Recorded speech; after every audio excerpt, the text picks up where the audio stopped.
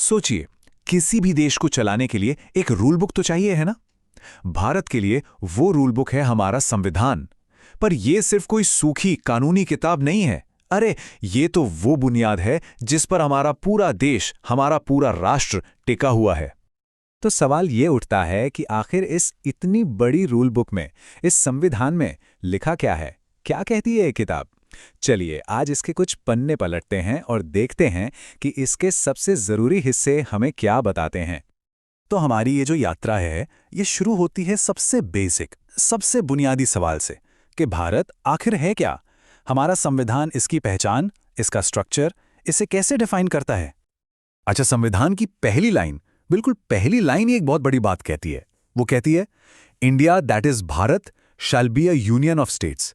मतलब भारत राज्यों का एक संघ होगा। अब सुनने में ही बड़ा सिंपल लगता है ना, लेकिन इसका मतलब बहुत गहरा है। इसका मतलब यह है कि भारत अलग अलग राज्यों के बीच हुए किसी अग्रीमेंट का नतीजा नहीं है। नहीं, ये एक पूरी अखंड इकाई है और इसीलिए किसी भी राज्य को इससे अलग होने का कोई अधिकार नहीं है। ये अटूट है।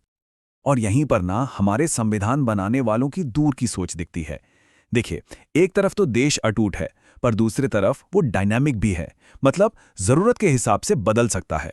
संविधान हमारी संसद को यह ताकत देता है कि वो नए राज्य बना सके, किसी राज्य की सीमाएं बदल सकें। अरे भाई, राज्यों के नाम तक बदल सकती है। और इसी वजह से हम देखते हैं कि भारत का नक्शा समय के साथ जरूरतों के हिसाब से बदलता रहा है, इवॉल्व होता रहा है। चलिए, तो हमने देश की जमीन की बात तो कर ली, उसके स्ट्रक्चर को समझ लिया। अब बात करते हैं लोगों की। आखिर इस राज्यों के संघ में रहने वाला भारतीय नागरिक है कौन? संविधान किसे नागरिक मानता है? देखिए, नागरिकता का सवाल उस वक्त बहुत ही ज्यादा अहम था। सोचिए, देश का अभी अभी बंटवारा हुआ था, तो संविधान ने बहुत साफ साफ बताया कि जब यह लागू हुआ तो भारत का नागरिक कौन था। साथ ही उन लोगों के लिए भी नियम बनाए गए जो बंटवारे की वजह से इधर से उधर हुए थे। और बात यहीं खत्म नहीं होती, विदेशों में बसे भारतीय मूल के लोगों का भी ध्यान रखा गया। अब नागरिकता को लेकर नियम एकदम क्रिस्टल क्लियर हैं। एक तरफ संविधान कहता है कि अगर कोई अपनी मर्जी से किसी और देश का नागरिक बन जाता है तो उसकी भारतीय नागरिकता खत्म हो जाएगी। मतलब हमारे यहाँ सिंगल सिटीजनशिप का कॉन्सेप्ट है। लेकिन दूसरी तरफ एक गारंटी भी है, वो ये कि किसी भी नागरिक से उसकी नागरिकता ऐसे ही मनमाने ढंग से नहीं छीनी जा सकती। ऐसा सिर्फ और सिर्फ संसद के बनाए कानून के तहत ही हो सकता है। चलिए, अब आते हैं संविधान के उस हिस्से पर जिसे सच में उसकी जान, उसका दिल कहा जाता है। ये वो ढाल है, वो शील्ड है जो हम में से हर एक नागरिक की रक्षा करती है। हम बात कर रहे हैं हमारे मौलिक अधिकारों यानी फंडामेंटल राइट्स की।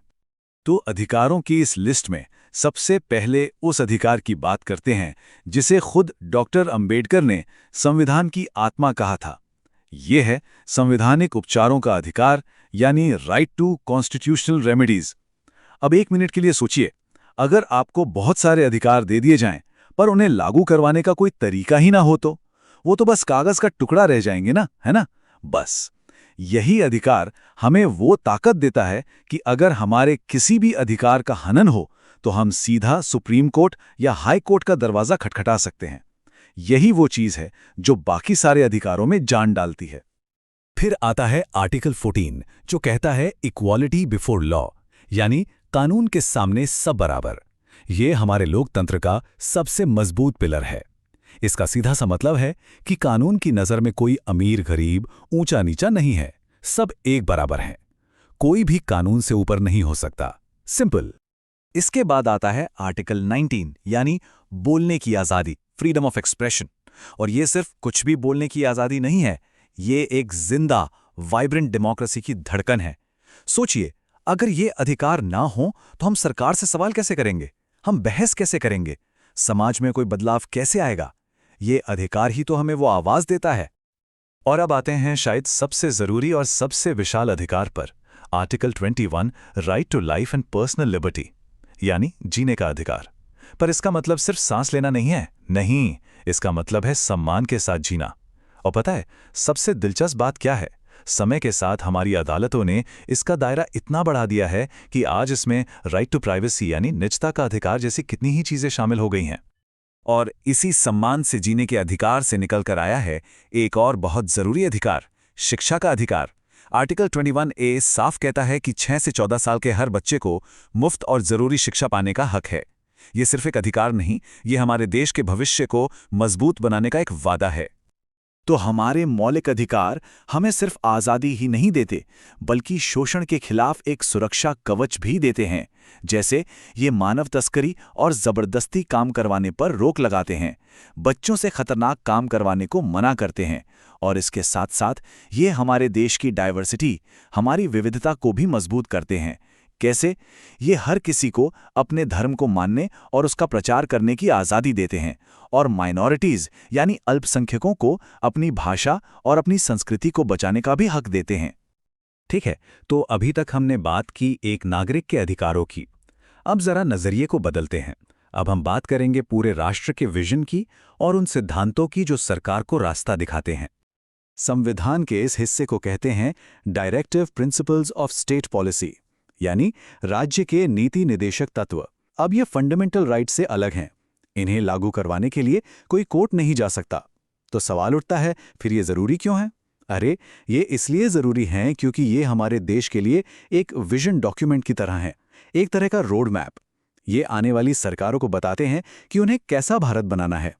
एक ऐसा भारत जहां गांव मजबूत हों, पर्यावरण की रक्षा हो और जो पूरी दुनिया में शांति को बढ़ावा दे।